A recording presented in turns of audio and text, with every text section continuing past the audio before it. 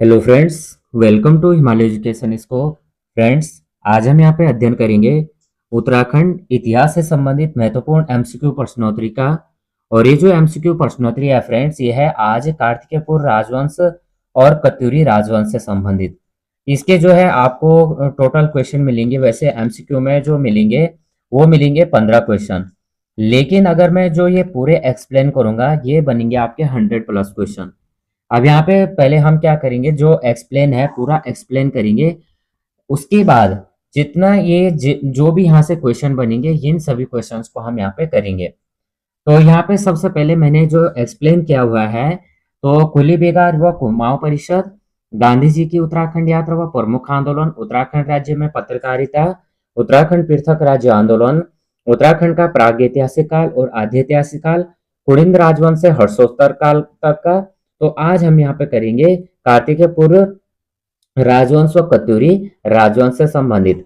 तो ये बहुत ही इंपॉर्टेंट यहाँ से पॉइंट है, क्योंकि आपको पता है कि आपका यहाँ पे जैसे अभी प्रवक्ता भर्ती एग्जाम है, वहां पे भी यहाँ से जो है इतिहास से संबंधित क्वेश्चन पूछे जाएंगे। तो अगर आपने जो है जो मैंने वीडियो अपलोड कर रखी है उन्हें नहीं देखा तो आप जो है देख सकते हैं, प्लेलिस्ट बनी हुई है। तो वीडियो अगर आपको हेल्पफुल लगेगी, अगर आप देखना पूरी, अगर आप वीडियो देखते हैं और वीडियो अगर आप देखने के बाद अगर आपको हेल्पफुल लगती है तो वीडियो को लाइक शेयर और सब्सक्राइब कर देना और बेल आइकन को प्रेस कर देना। जो भी मैं वीडियो अपलोड करूंगा उसका आपको नोटिफिकेशन मिलता रहेगा। उसके बाद जो है यहाँ पे मैं परीक्षा वाणी के मैंने यहाँ पे 20 पार्ट अपलोड कर रखे हैं, उन्हें अगर आप देखना चाहते हैं उन्हें भी देख सकते हैं। और दूसरा यहाँ पे जिसमें मैंने ये वीडियो मैंने प्लेलिस्ट बना रखी है वहीं पे आप देखोगे तो वहाँ पे मैंने जो है वहाँ पे पूरा उदाहरण सहित पूरे जो है वहाँ पे दूसरी वीडियो भी अपलोड कर रखे हैं, उन्हें भी आप देख सकते हैं। वन लाइनर प्रश्नोत्तरी भी वहाँ पे अपलोड है, तो आप देख सकते हैं। तो आज यहाँ पे जो है यहाँ पे क्वेश्चन करेंगे, तो आप जो है वीडियो को अंत तक देखना और आपको बताना कि वीडियो कैसे लगी। सबसे पहले देख लेते हैं कार्तिकेय पूर्व वंश और कत्यूरी राजवंश। तो यहाँ से हम देखेंगे सबसे पहले कि जो उत्तराखंड में इतिहास है कार्तिकेयपुर का राजवंश। तो कार्तिकेयपुर राजवंश जो है एक धर्म राज्य था। कैसा था? धर्म राज्य वंश था। अब यहाँ पे जो कत्यूरी के समय जो है गुप्तचर विभाग और ये जो था दुसाधनिक साधनिक था। सबसे पहले यहाँ पे जो है इसमें देखेंगे कि जो जो राजवंश था, कार्तिकेयपुर राजाओं के लिए सर्वप्रथम कत्यूरी शब्द का प्रयोग एटकिंसन ने किया था। अब कहाँ पे किया था? ये किया था हिमालयन डिस्ट्रिक्ट्स में, और ये किया था हिमालयन डिस्ट्रिक्ट्स खंड 2 में। और कब किया था? ये किया था 1854 ईस्वी में। बहुत ही इंपॉर्टेंट यहाँ से मैं पॉइंट बता रहा हूँ, इनको आप नोट डाउन करते जाएगा। सबसे पहले यहाँ से क्वेश्चन बनेगा कि जो कार्तिकेयपुर राजवंश है इसका जो शासन था ये था, किसी बुक में 700 ईस्वी दिया गया है और किसी बुक में आपको देखने को मिलेगा 1050 ईस्वी। कह सकते हैं यानी जो कार्तिकेयपुर राजवंश था ये था 700 ईस्वी से और 1050 ईस्वी तक। क्योंकि यहाँ पे आपको पता है कि उत्तराखंड की जितनी बुक हैं सब में अलग अलग दिया रहता है। तो 1000 यानी 700 ईस्वी से और 1050 ईस्वी, आप दोनों में से जो भी ऑप्शन में रहेगा ये आप कर सकते हैं। क्वेश्चन बनेगा कि जो कार्तिकेय राजवंश है इसकी स्थापना कब हुई थी? तो किसी बुक में क्या दिया गया है? 700 ईस्वी दिया गया और किसी बुक में दे रखा है 1050 ईस्वी। तो ये दोनों अलग अलग है। अब अगर आपके पास 700 ईस्वी ऑप्शन रहता है तो 700 करना, और अगर आपके पास 1050 ईस्वी रहता तो 1050 ईस्वी करना। यहाँ की जो राजभाषा थी वो क्या थी? संस्कृत थी। राजभाषा क्या थी? संस्कृत थी। उसके बाद यहाँ की जो लोक भाषा थी, लोक भाषा क्या थी? यहाँ की पाली। लोक भाषा क्या थी? पाली थी। अब सबसे पहले इसके बारे में हम महत्वपूर्ण बिंदु देख लेते हैं। ये महत्वपूर्ण अगर आप बिंदु जो मैं बोल रहा हूँ उन्हें अगर आप नोट डाउन करना चाहते हैं तो नोट डाउन भी कर सकते हैं। स्थापना हमने देखा कि अगर ऑप्शन में अगर 700 ईस्वी रहेगा, ऑप्शन में 700 ईस्वी रहेगा तो 700 ईस्वी करना, और अगर 150 ईस्वी रहेगा तो 150 ईस्वी आपको करना है। उसके बाद यहाँ पे देखेंगे उत्तराखंड का जो कार्तिकेयपुर राजवंश है ये उत्तराखंड का प्रथम ऐतिहासिक राजवंश था। कैसा वंश था? प्रथम ऐतिहासिक राजवंश था। कार्तिकेयपुर राजवंश के जो संस्थापक थे वो थे बसंत देव। कौन थे? बसंत देव थे। बसंत देव, जो यहाँ पे आपको पहला क्वेश्चन देख भी रहा होगा। प्रथम राजधानी इनकी जोशीमठ चमोली में थी। प्रथम राजधानी जो थी इनकी जोशीमठ चमोली में थी। और राजधानी स्थानांतरित की इन्होंने राजधानी स्थानांतरित की बैजनाथ बागेश्वर के पास बैद्यनाथ कार्तिकेयपुर कत्यूर घाटी, और यहाँ पे इन्होंने शासन किया था 300 वर्षों तक। ध्यान से देखना, यहाँ पे इनकी जो राजधानी थी इन्होंने स्थानांतरित की थी जोशीमठ चमोली से बैजनाथ बागेश्वर के पास बैद्यनाथ कार्तिकेयपुर कत्यूर घाटी में। और कितने साल शासन किया इन्होंने? 300 साल यहाँ पे इन्होंने शासन किया, 300 वर्षों तक। और ये कैसे पता चलता है? ये पता चलता है, स्रोत है बागेश्वर कंडारा। क्या स्रोत है?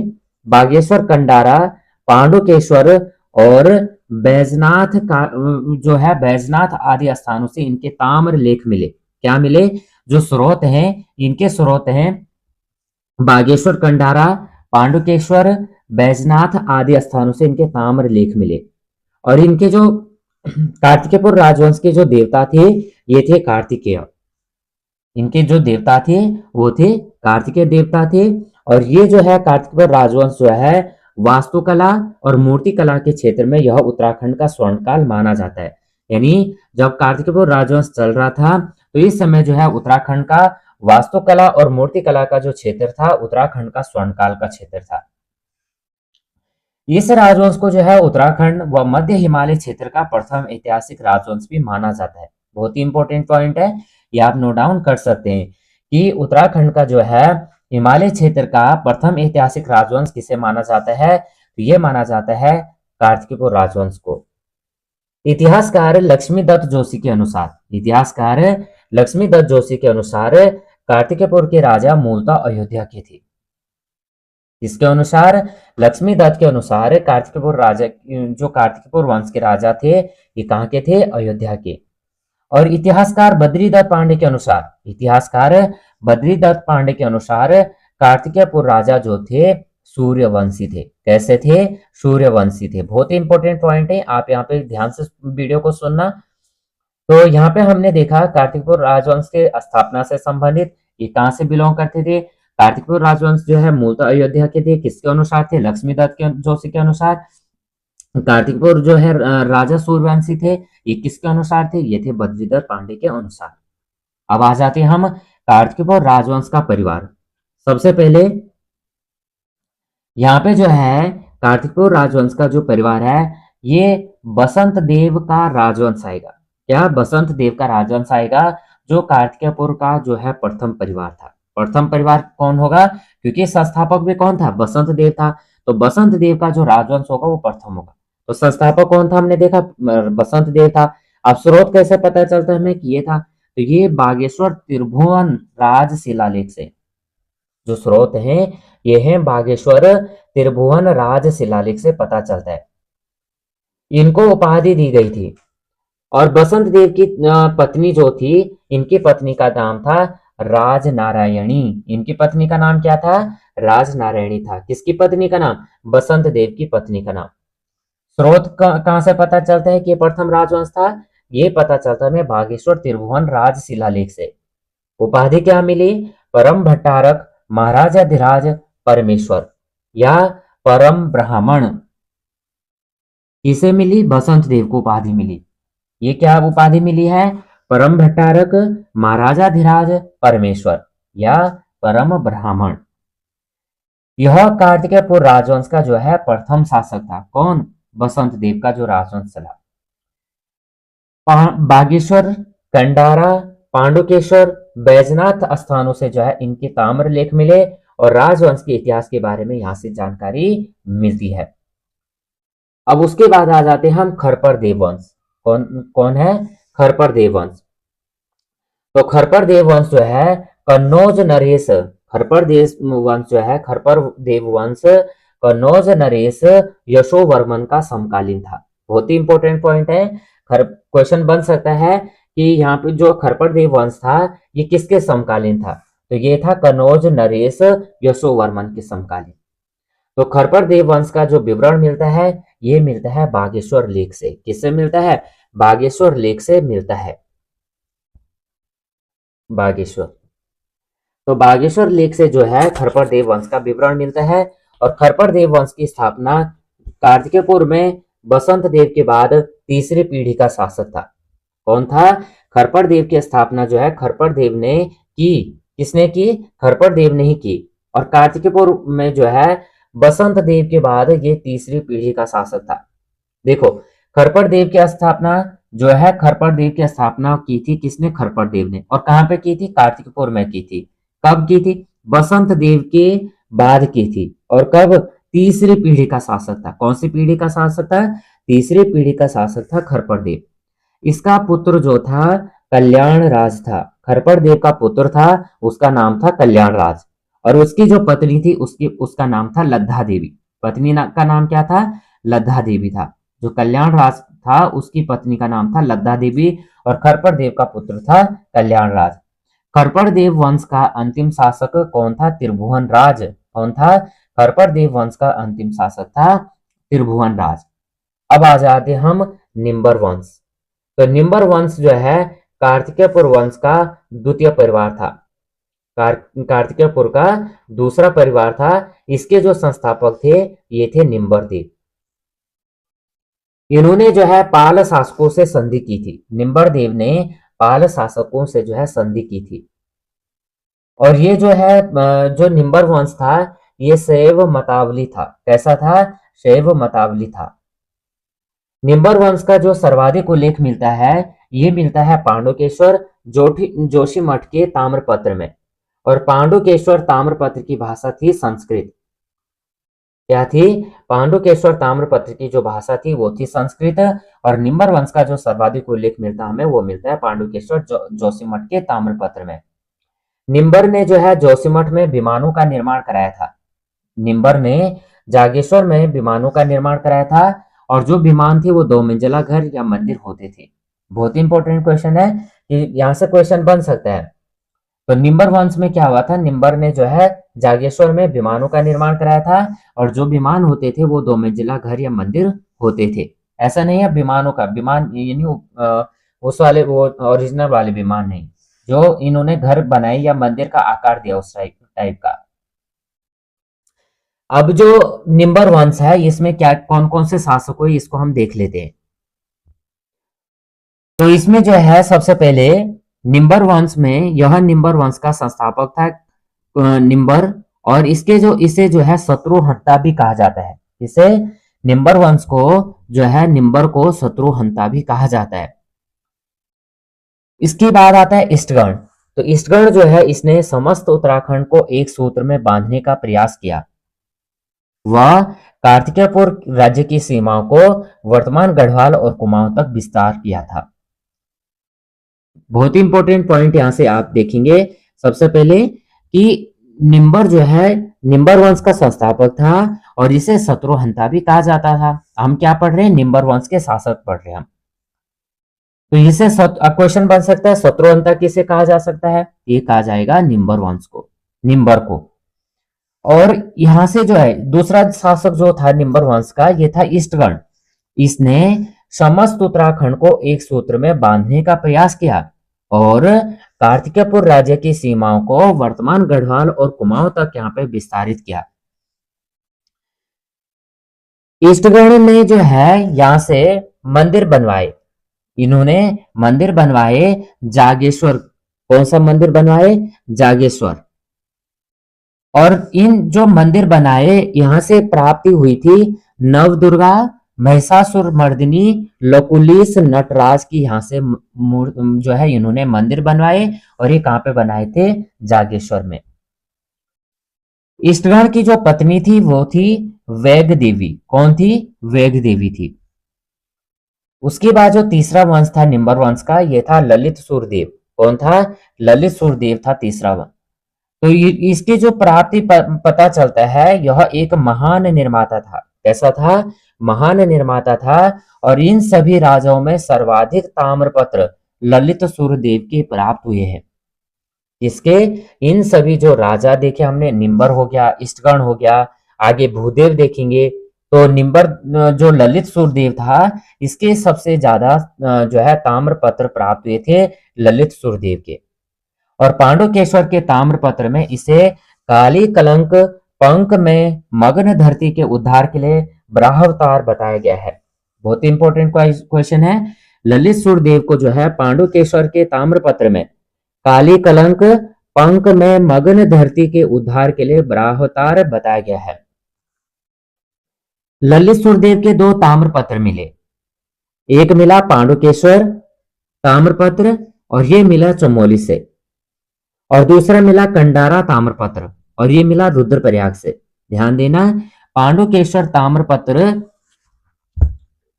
का जो है नेक्स्ट यहाँ पे जो शासक था वो था भूदेव। कौन था? भूदेव शासक बना। पहला हमने कौन सा देखा? निम्बर देखा, फिर देखा इष्टगण, फिर देखा ललित सुरदेव। तो ये हमने महत्वपूर्ण यहाँ पे तीन राजवंश जो है निम्बर वंश के तीन राजवंश देखे। उसके बाद आ जाता है भूदेव। तो भूदेव के जो ताम्रपत्र से मिलते हैं, ये मिलते हैं बागेश्वर शिलालेख से। कहाँ से? बागेश्वर शिलालेख से जो है भूदेव के ताम्रपत्र मिलते हैं। और ये जो है बौद्ध धर्म का विरोध करता था। जो भूदेव था ये बौद्ध धर्म का विरोध करता था। ललित सुरदेव का जो पुत्र था वो भूदेव निम्बर वंश का अंतिम शासक था। ललित सुरदेव का जो पुत्र था ये निम्बर वंश का अंतिम शासक था और इसने बैजनाथ मंदिर के निर्माण में सहयोग किया। बैजनाथ मंदिर जो है बागेश्वर जिले की गरुड़ तहसील में स्थित है और यह मंदिर जो है 1150 मीटर 1150 ईस्वी में बनाया गया है। ये जो मंदिर है 1150 ईस्वी में बनाया गया है। उसके बाद यहाँ पे जो देसठ देव का अभिलेख मिलता है और बालेश्वर मंदिर चंपावत से। उसके बाद जो अन्य यहाँ पे वंश चला था इनका, ये चला था देसठ देव थे और इसका जो अभिलेख मिलता है ये मिलता है बालेश्वर मंदिर चंपावत से। उसके बाद थे पदमठ देव। कौन थे? पदमठ देव थे और उनका जो यहाँ पे पांडुकेश्वर चमोली से यहाँ पे पता चलता है, उनके ताम्रपत्र मिले। उसके बाद थे सुभिक्षराज देव। कौन थे? सुभिक्षराज देव थे और इनके ताम्रपत्र मिले पांडुकेश्वर ताम्रपत्र चमोली से। बहुत ही इंपॉर्टेंट क्वेश्चन है। यहाँ से आप देख सकते हैं कि जो यहाँ पे निम्बर वंश था, निम्बर वंश के जो अलग अलग यहाँ पे वंश हुए कौन कौन से? सबसे पहले था निम्बर वंश, फिर था इष्टगण, उसके बाद ललित सुरदेव, उसके बाद भूदेव और भूदेव के बाद आता है देसठ देव। देसठ देव का अभिलेख हमें बालेश्वर मंदिर चंपावत से पता चलता है। पदमठ देव ये था पांडुकेश्वर चमोली और सुभिक्षराज देव ये था पांडुकेश्वर ताम्रपत्र चमोली। तो ये बहुत ही इंपॉर्टेंट महत्वपूर्ण पॉइंट थे, आप इन्हें नोट डाउन भी कर सकते हैं। उसके बाद आ जाते हैं सलोड़ादित्य वंश। ये जो था कार्तिकेयपुर राजवंश का तीसरा परिवार था और ये जो था प्रथम शासक भी था। क्या है? सलोड़ादित्य वंश जो है कार्तिकेयपुर का तीसरा परिवार था और ये प्रथम शासक था। तालेश्वर ताम्रपत्र से जो है तालेश्वर एवं पांडुकेश्वर के ताम्र लेखों से ज्ञात होता है कि जो निम्बर वंश के बाद कार्तिकेयपुर में सलोड़ादित्य वंश का शासन का वर्णन मिलता है। और सलोड़ादित्य वंश की जो स्थापना हुई थी सलोड़ादित्य के पुत्र इच्छर देव ने की थी और इच्छर देव के बाद इस वंश में देसत देव, पदम देव, सुभिक्षराज देव आदि का यहाँ पे शासक हुआ था। इनके बारे में अभी मैंने ऊपर आपको बताया कि देसठ देव का जो पता चलता है ये पता चलता है बालेश्वर मंदिर चंपावत से और उसके बाद पदमठ देव पांडुकेश्वर चमोली और सुभिक्षराज देव पांडुकेश्वर ताम्रपत्र चमोली। सुभिक्षराज के बाद जो उसके किसी वंशज ने यहाँ पे राजधानी कार्तिकपुर से कुमाऊं के गोमती घाटी यानी कत्यूर घाटी में स्थानांतरित की, जिसे जो है बैजनाथ शिलालेख में वैद्यनाथ कार्तिकपुर कहा गया है। यहाँ पे जो है बहुत ही इंपॉर्टेंट यहाँ पे पॉइंट है कि सुभिक्षराज देव के बाद उसके जो किसी वंशज ने यहाँ पे क्योंकि उल्लेख नहीं किया गया है, तो राजधानी जो है कार्तिकपुर से कुमाऊं के गोमती घाटी कत्यूरी घाटी में स्थानांतरित की, जिसे जो है बैजनाथ शिलालेख में वैद्यनाथ कार्तिकपुर कहा गया है। उसके बाद क्या होता है? उत्तराखंड में आ जाता है शंकराचार्य का आगमन। क्या होता है? उत्तराखंड में शंकराचार्य का आगमन होता है। शंकराचार्य जो है भारत के महान दार्शनिक व धर्म प्रवर्तक थे। कौन थे? उत्तराखंड में जो है शंकराचार्य जी का आगमन होता है और ये जो है शंकराचार्य भारत के महान दार्शनिक व धर्म प्रवर्तक थे। शंकराचार्य का आगमन उत्तराखंड में कार्तिकेयपुर राजवंश के शासन काल में हुआ था। कब हुआ था? उत्तराखंड में जब कार्तिकेयपुर राजवंश चल रहा था, उनके शासन काल में शंकराचार्य यहाँ पे आए थे। शंकराचार्य ने जो है हिंदू धर्म की पुनः स्थापना की। यहाँ पे जो है शंकराचार्य ने हिंदू धर्म की पुनः स्थापना में महत्वपूर्ण भूमिका निभाई। इन्होंने भारतवर्ष में जो है 4 मठों की स्थापना की थी। कौन कौन से मठ थे? ज्योतिर्मठ बद्रिकाश्रम, श्रृंगेरी मठ, द्वारिका शारदा पीठ और पुरी गोवर्धन पीठ। सन 820 ईस्वी में, सन 820 ईस्वी में इन्होंने केदारनाथ में अपने शरीर का त्याग कर दिया। 820 ईस्वी में क्वेश्चन बनता है, अभी अगर आपने कन्या सहायक में इससे पहले क्वेश्चन बना था कि जो शंकराचार्य थे इन्होंने अपना देह का त्याग कहाँ पे किया था और कब किया था? इन्होंने अपनी देह का जो त्याग किया था ये किया था केदारनाथ में। केदारनाथ में और कब किया था? 820 ईस्वी पूर्व में इन्होंने अपनी देह का त्याग यहाँ पे किया हुआ था। उसके बाद जो देखेंगे, अब आ जाते हैं हम कार्तिकपुर राजवंश जो है इसका जो प्रशासन था कैसा था।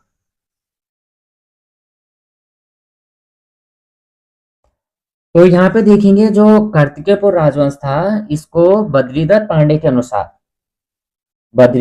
के अनुसार सूर्यवंशी गिरिराज चक्र चूड़ामणि चक्रवर्ती सम्राट कहा गया है। इसके अनुसार कार्तिकपुर राजवंश को क्या कहा गया है? बद्रीदत्त पांडे के अनुसार सूर्यवंशी गिरिराज चक्र चूड़ामणि चक्रवर्ती सम्राट। अब यहाँ पे इनका हम शासन देख लेते हैं। कार्तिकेयपुर जो राजवंश था इनका जो शासन राज्य प्रशासन था सबसे पहले था पदाधिकारी। पदाधिकारी में क्या होते थे? अलग अलग यहाँ पे सबसे पहला था प्रांतपाल, और प्रांतपाल होता था सीमाओं की सुरक्षा करने वाला। कौन होता था? प्रांतपाल होता था सीमाओं की सुरक्षा करने वाला। उसके बाद होता था घटपाल। घटपाल क्या होता था? गिरिद्वारों का रक्षक होता था। क्या होता था? गिरिद्वारों का रक्षक होता था। उसके बाद था ब्रह्मपाल, और वर्मपाल जो होता था वो होता था सीमावर्ती भागों में आने जाने वाले व्यक्ति पर निगाह रखता था वर्मपाल। और नरपति होता था नदी घाटों पर आगमन की सुविधा व कर वसूली। सबसे पहले यहाँ पे बहुत इंपॉर्टेंट पॉइंट है कि जो उत्तराखंड का इतिहास था इसमें कार्तिकपुर राजवंश यानी कत्यूरी राजवंश था। कार्तिकेयपुर राजवंश को ही कत्यूरी राजवंश कहा जाता था। इनका जो राज्य प्रशासन था, पदाधिकारी यहाँ पे थे। सबसे पहले पदाधिकारी था प्रांतपाल, और प्रांतपाल का कार्य होता था सीमाओं की सुरक्षा करना। उसके बाद था घटपाल। घटपाल का कार्य क्या होता था? गिरिद्वारों का रक्षक। वर्मपाल कौन होता था? सीमावर्ती भागों में आने जाने वाले व्यक्ति पर निगाह रखता था। उसके बाद था नरपति। नरपति क्या होता था? नदी घाटों पर आगमन की सुविधा और कर वसूली। उसके बाद क्या हुआ? सेना व सैन्याधिकारी। तो सेना सबसे पहले पदातिक सेना, और जो सेना नायक होता था, एक होगी सेना और सेनाधिकारी। तो जो सेना होती थी और यहाँ पे जो पदाधिक सेना होती थी उसका जो सेना नायक होता था वो होता था गोलमिक। कौन होता था? गोलमिक होता था। उसके बाद अश्वारोही सेना। क्या होता था? अश्वारोही सेना। और इसका जो सेना नायक होता था वो होता था अश्वाबलाधिकृत। क्या होता था? अश्वाबलाधिकृत। और उसके बाद जो तीसरा सेना का जो अधिकारी था वो था गजारोगी सेना। कौन था? गजारोगी सेना। और इसका जो नायक होता था वो होता था हस्ती बलाधिकृत। सेना नायक कौन होता था? हस्ती बलाधिकृत। उसके बाद जो चौथा था उष्ट्रारोही सेना। कौन था? उष्ट्रारोही सेना। और इसका जो सेना नायक होता था उष्ट्र बलाधिकृत। क्या होता था? इस तरह से, एक मिनट, उष्ट्र बलाधिकृत।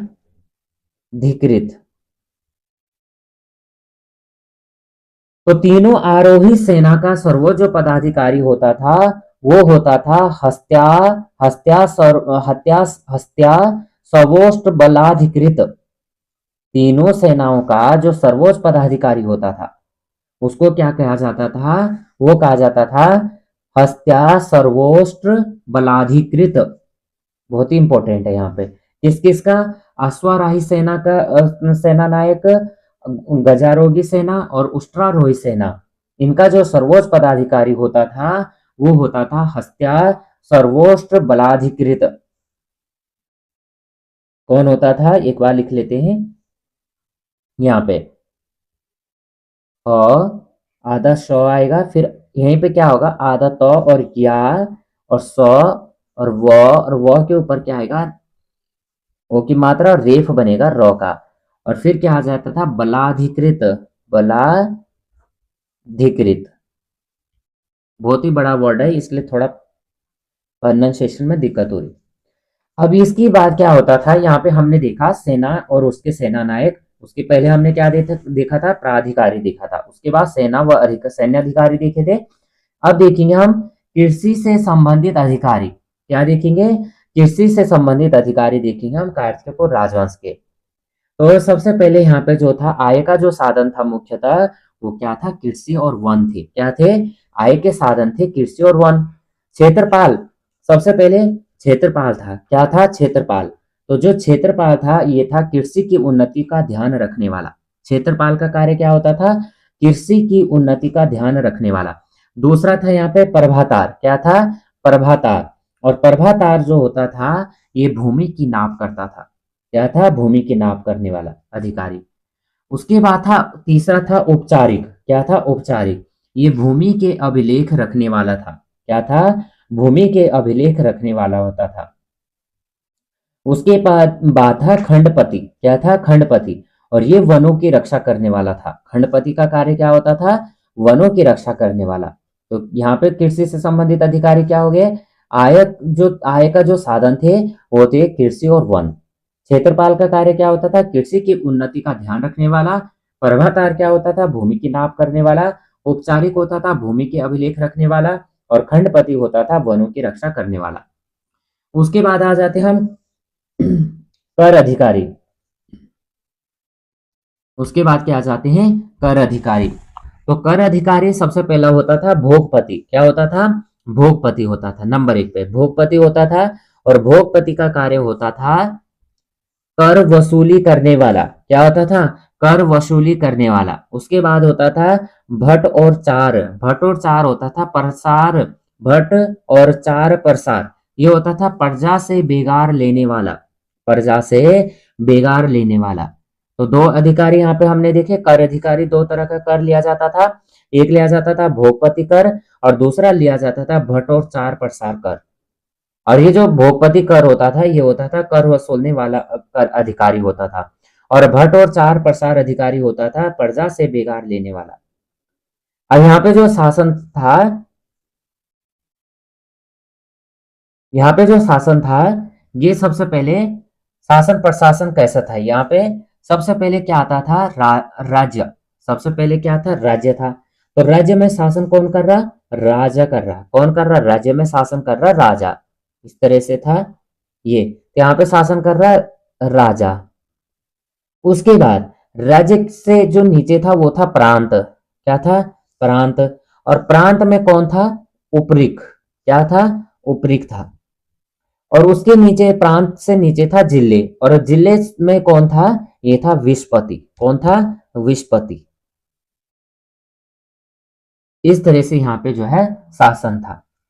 अब उसके बाद जो है उत्तर जो मध्यकाल में आ जाता है फिर कत्यूरी राजवंश। उसके बाद अब हम क्या देखेंगे, कत्यूरी राजवंश देखेंगे।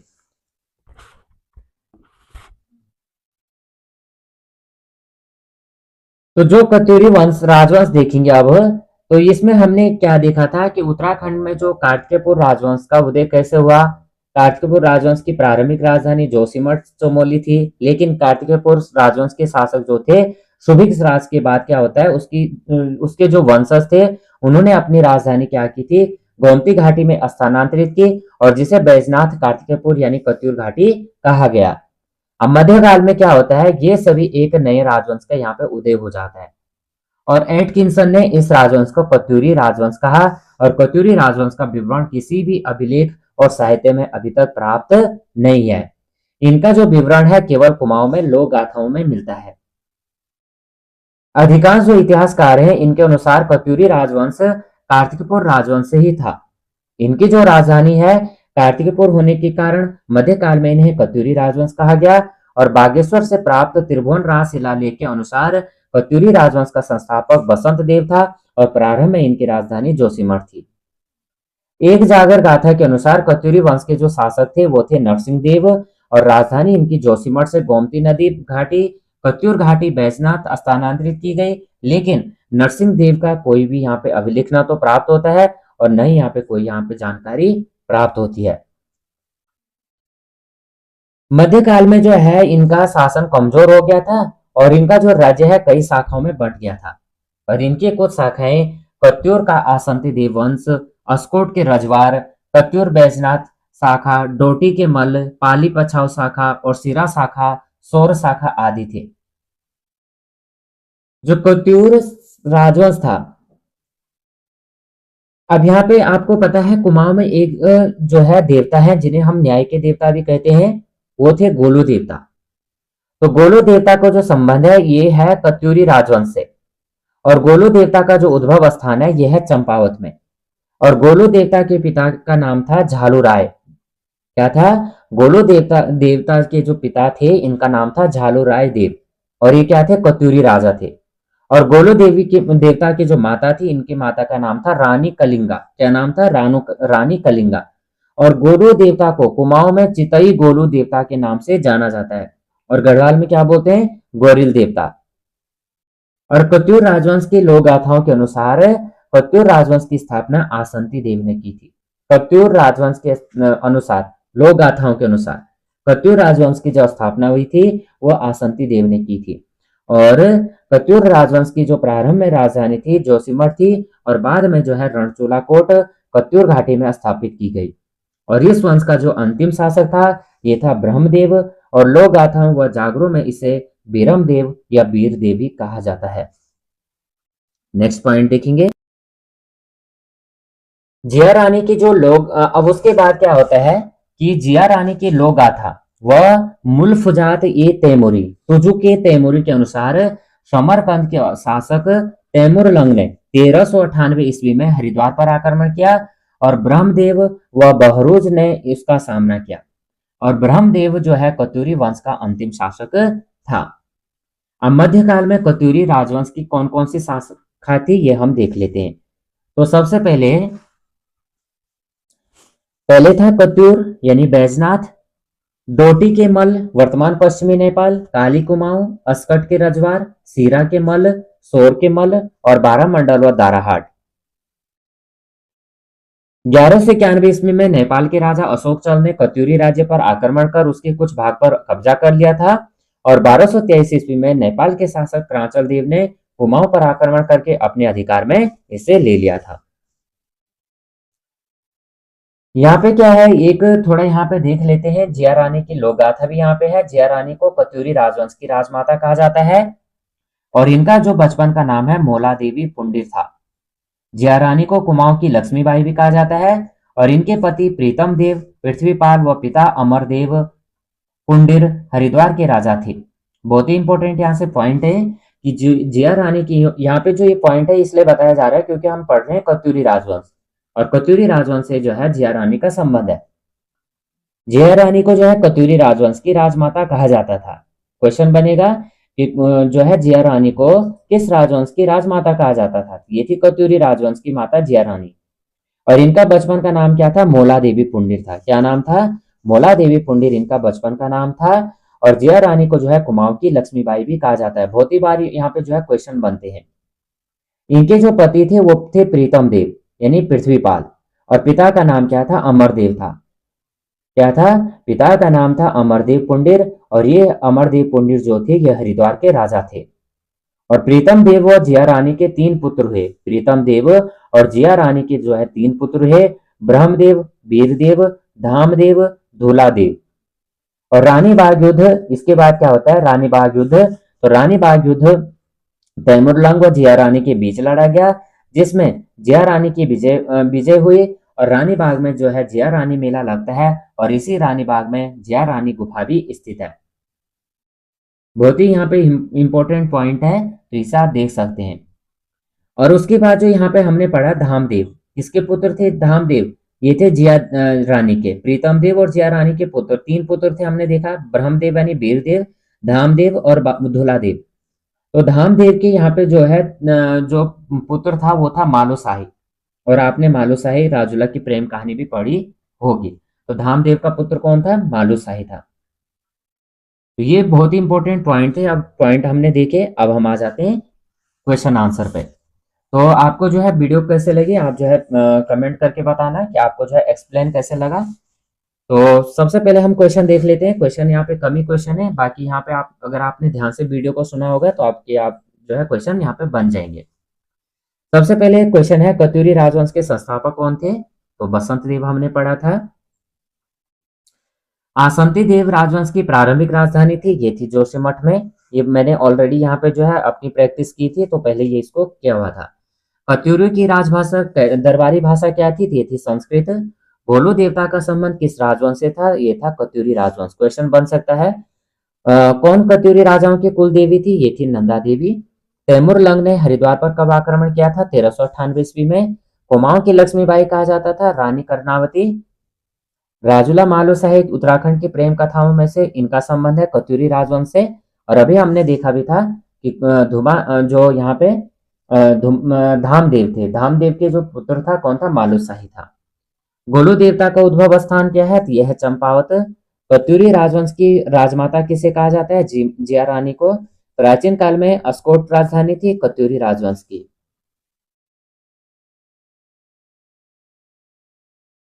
नेक्स्ट क्वेश्चन है, अस्कोट के रजवार किस राजवंश की शाखा है? यह है कत्यूर वंश। उत्तराखंड में किस शासन को स्वर्ण युग के रूप में जाना जाता है? यह है कत्यूरी साम्राज्य। कार्तिकेयपुर का अंतिम कत्यूरी राजा कौन था? यह था सुभिक्ष राज।